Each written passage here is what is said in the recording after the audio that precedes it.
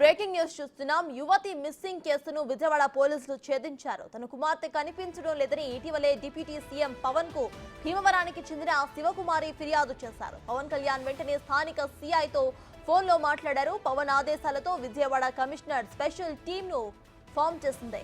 విజయవాడ రామవరప్పాడుకు చెందిన యువకుడితో ఆ యువతి జమ్మూలో ఉన్నట్లుగా గుర్తించి ఇద్దరిని కూడా అదుపులోకి తీసుకున్నారు. జమ్మూ నుంచి ఆ ఇద్దరిని స్పెషల్ టీం విజయవాడకు తీసుకువస్తున్నారు. దాదాపు 9 నెలల తరువాత యువతి ఆచూకీ లభ్యమైంది.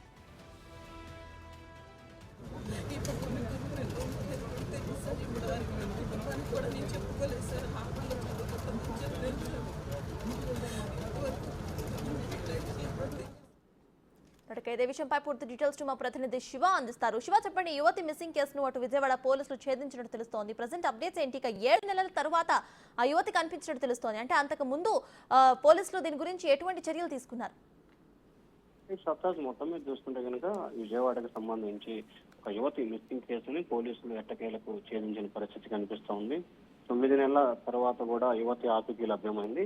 తన కుమార్తె కనిపించడం లేదని చెప్పి ఇటీవల పవన్ కళ్యాణ్ కూడా ఆ యువతి ఫిర్యాదు చేసిన నేపథ్యంలో కూడా పోలీసులు శరవేగంగా కూడా దర్యాప్తు జరిపారు. ఇప్పటికే ఎవరైతే పోలీసులు ఉన్నారో మాచవరం పోలీసులు ప్రత్యేక బృందాలు గాలింపు చర్యలు చేపట్టి హైదరాబాద్ తో పాటు బెంగళూరు తదితర ప్రాంతాల్లో కూడా పూర్తి స్థాయిలో కూడా సోదాలు నిర్వహించారు. యువతి మిస్సింగ్ కేసు వ్యవహారంలో నాతో పాటు అలాగే సీఐతో పవన్ కళ్యాణ్ స్వయంగా మాట్లాడారు. విజయవాడ రామవరపాడుకు సంబంధించిన ఈ కేసుకు సంబంధించి కూడా పోలీసులు శరవేగంగా దర్యాప్తు జరిపి వారు ప్రస్తుతం అయితే ఆచూకీ ట్రేస్ చేసిన పరిస్థితి కనిపించింది. జమ్ములో వీరిద్దరు ఉన్నట్లు కూడా పోలీసులు ధృవీకరించారు. ఈ రోజు సాయంకాలానికి కానీ రేపటికి కానీ ఆ జంటని విజయవాడ పోలీసులు తీసుకొచ్చే అవకాశాలు కనిపిస్తున్నాయి. మరికొద్ది సేపట్లోనే యువతి తల్లి ఎవరైతే ఉన్నారో శివకుమార్, ఆమె విజయవాడ సిపిని కలిసి ధన్యవాదాలు తెలిపే అవకాశాలు కనిపిస్తా ఉన్నాయి. అలాగే జనసేన అధినేత పవన్ కళ్యాణ్ కూడా విజయవాడ సిపికి ఫోన్ చేసి ఎవరైతే యువతి ఆచూకీ ట్రేస్ చేసినందుకు ప్రత్యేక ధన్యవాదాలు కూడా తెలిపే అవకాశాలు కనిపిస్తా ఉన్నాయి.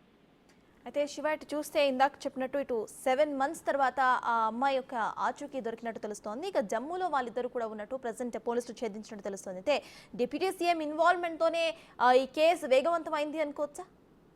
ఖచ్చితంగా డిప్యూటీ ముఖ్యమంత్రి హోదాలో ఈ కేసుకు సంబంధించి ఆయన స్వయంగా దీనికి సంబంధించి కూడా స్వయంగా ఇన్వెస్టిగేషన్ చేసిన నేపథ్యంలోనే సిఐ ఆదేశాలతో కూడా మొత్తం పవన్ కళ్యాణ్ పిలుపునివ్వడంతో కూడా పోలీసు అధికారులంతా కూడా అప్రమత్తమైన పరిస్థితి కనిపిస్తుంది. పోలీసులు అప్రమత్తం అవడంతో పూర్తి స్థాయిలో దీనికి సంబంధించి ప్రత్యేక బృందాలను ఏర్పాటు చేసుకుని వారికి సంబంధించిన గాలింపు చర్యలు అయితే చేపట్టడంతో పాటు వారి ఆచూకీని ట్రేస్ చేసిన పరిస్థితి కనిపించింది.